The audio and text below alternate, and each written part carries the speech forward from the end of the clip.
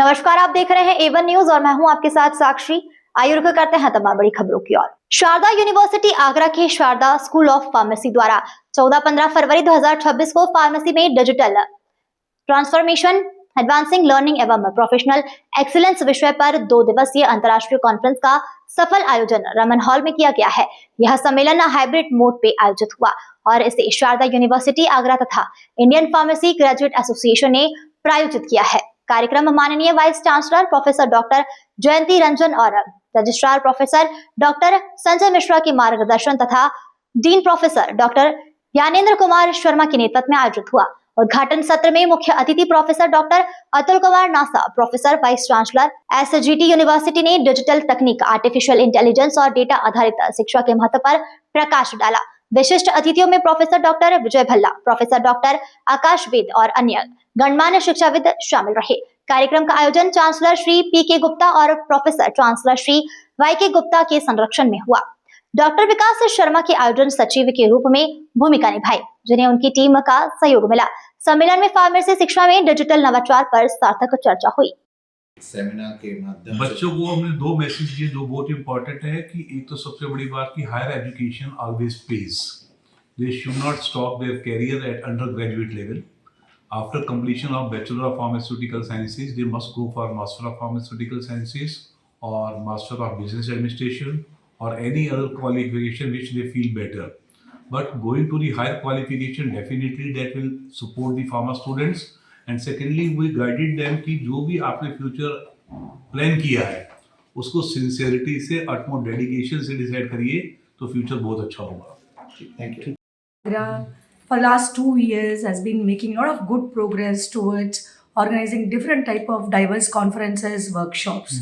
This is very special to us. As you might have seen, a lot of stalwarts from industries, government, and who is who, entire India, pan-India, they have come here.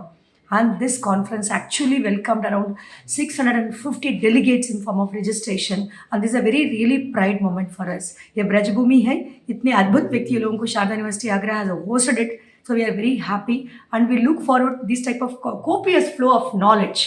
Because ये सभी हम किसके लिए कर रहे हैं? Students के welfare के लिए। स्टूडेंट्स, यूथ, जो मोदी जी बोलते हैं, यूथ आगे बढ़े, स्किल मैपिंग हो जाए आगे में, बहुत अद्भुत इधर प्लेसमेंट्स हो, कैरियर अपॉर्चुनिटी हो, एंटरप्रेन्योरल वेंचर्स हो, लोग कर सके। So we are very glad as a Sharda university Agra that we are able to do this type of conferences and we are very grateful to the stalwarts who have visited us. Thank you. मेरा नाम doctor Devendra Pathak है और मैं doctor APJ Abdul Kalam technical university में dean रहा हूँ और सैफई में उत्तर प्रदेश यूनिवर्सिटी ऑफ मेडिकल साइंसेज में भी फार्मेसी डिपार्टमेंट में डीन रहा हूँ। किस तरह देखते हैं सेमिनार को, किस तरह सार्थक साबित होगी स्टूडेंट्स के लिए? आज जो है शारदा यूनिवर्सिटी ने एक बहुत ही अच्छा काम किया है बच्चों के लिए। इससे इनकी काफ़ी नॉलेज भी बढ़ेगी और इनको अपने फ्यूचर के बारे में पता लगेगा। और AI के बारे में जो डिस्कशन हुआ, तो AI टूल जो आजकल यूज़ हो रहे हैं उसके उपयोग और दुरुपयोग दोनों के बारे में जानकारी दी गई, क्योंकि ये दुधारी तलवार जैसा है तो इसको कंट्रोल करना बहुत ज़रूरी है। ह्यूमन इंटेलिजेंस द्वारा इसको कंट्रोल किया जाए, आर्टिफिशियल इंटेलिजेंस को, और इसको मास्टर ना बनने दिया जाए अपना।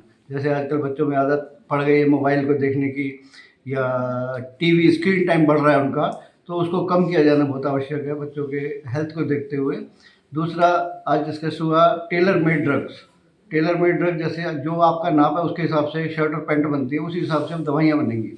जो जेनेटिक आपका मेकअप है उसके द्वारा जो ड्रग्स बनाई जाएंगी। उसके बाद ऑफ लेबल ड्रग्स या जो रीपर्पजिंग ड्रग है उसके बारे में बताया गया उनका, क्योंकि क्लिनिकल ट्रायल ऑलरेडी हो गया है, उनको आपको क्लिनिकल ट्रायल करने की ज़रूरत नहीं है, खाली रीपर्पजिंग कर सकते हैं, जो कि हमने कोविड के समय में भी किया। कोविड के समय में काफ़ी दवाइयाँ ऐसी थी जो ऑलरेडी मार्केट में थी, उनको उपयोग में लाया गया दूसरे पर्पज़ के लिए।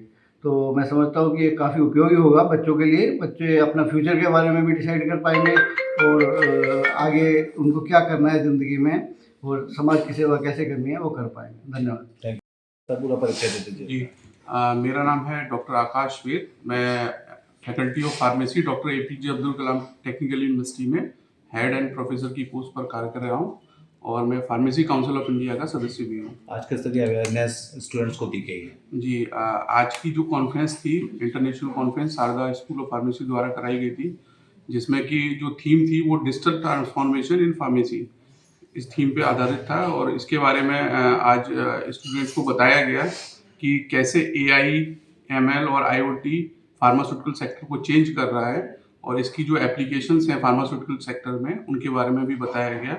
जैसे कि ड्रग डिस्कवरी एंड डेवलपमेंट में बताया गया कि AI टूल्स की मदद से जो काम हम पिछले टाइम से जो 10 साल में एक मॉलिक्यूल बना पाते थे उसको हम काफ़ी कम समय में अब कर पा रहे हैं। साथ ही जो मिलियन ऑफ डॉलर्स पैसा खर्च हो रहा था एक मॉलिक्यूल डेवलप करने में, उसको भी हम काफ़ी अफोर्डेबल उस पर कॉस्ट पे कर पा रहे हैं। साथ ही पर्सनलाइज मेडिसिन का कॉन्सेप्ट बताया गया, जिसमें कि बताया गया कि एक ही बीमारी के लिए दो अलग अलग इंडिविजुअल्स में अलग अलग दवाई दी जा सकती है on the basis of personalize medicine concept. इसमें कई सारे AI टूल्स हैं जो कि आपकी लाइफ स्टाइल, आपकी मेडिकल हिस्ट्री और आपके जेनेटिक मेकअप के बेस पे आपको एक पर्सनलाइज मेडिसिन देते हैं। इसके अलावा रीपर्पजिंग ऑफ ड्रग्स के बारे में बताया गया।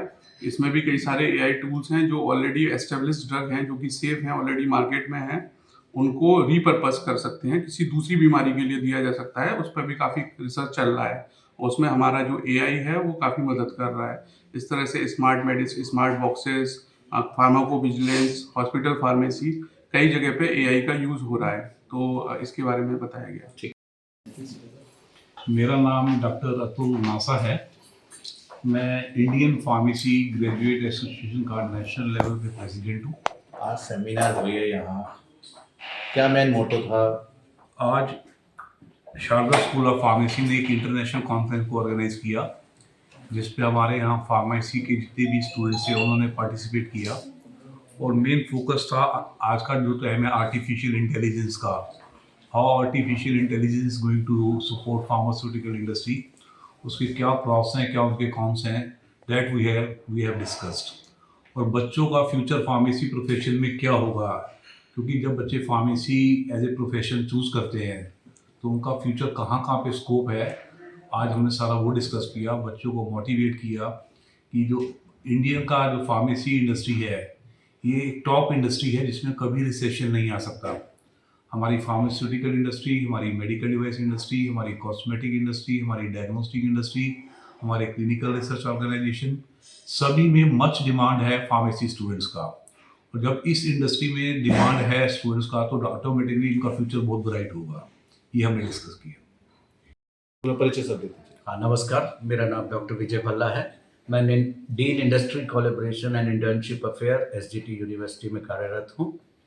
सर क्या कहना चाहेंगे, इंटरनेशनल फार्मा की एक जो सम्मेलन हुआ है, सेमिनार हुआ है, क्या कहना चाहेंगे स्टूडेंट्स के लिए? क्या आज मैं शारदा यूनिवर्सिटी के बोर्ड ऑफ मैनेजमेंट को बहुत बधाई देता हूँ कि जिन्होंने बच्चों के लिए एक बहुत ही उच्च स्तर पर एक जो कॉन्फ्रेंस का आज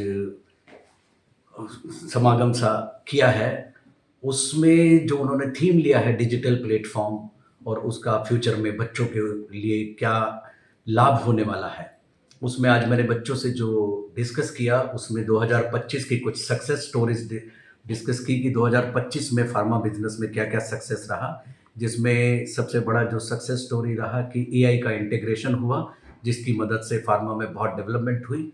और दूसरा ऐसा रिवोल्यूशनरी मॉलिक्यूल सेमाग्लूटाइड आया जो 2,70,000 लाख करोड़ का जो है एक ही प्रोडक्ट बन गया। तो एक ही दवा पूरे विश्व में कितनी सक्सेसफुल हो सकती है, ये इनोवेशन के माध्यम से हम देख सकते हैं। उसके बाद मैंने 2025 के कुछ चैलेंजेस भी डिस्कस किए जिसके गैप्स को भरने के बाद बच्चे उसमें बहुत अच्छी जॉब अपॉर्चुनिटीज़ ले सकते हैं।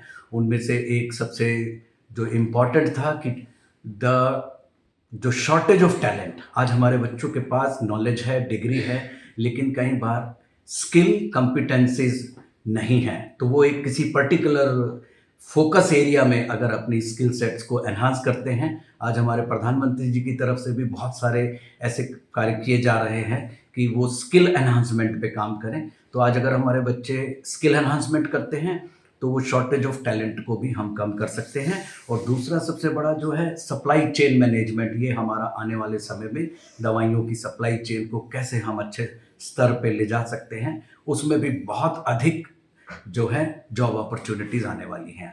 हमें लगता है कि हमारे बच्चों का भविष्य बहुत ही उज्जवल है। फिलहाल खबरों में इतना ही। तमाम खबरों के लिए बने रहिए हमारे साथ।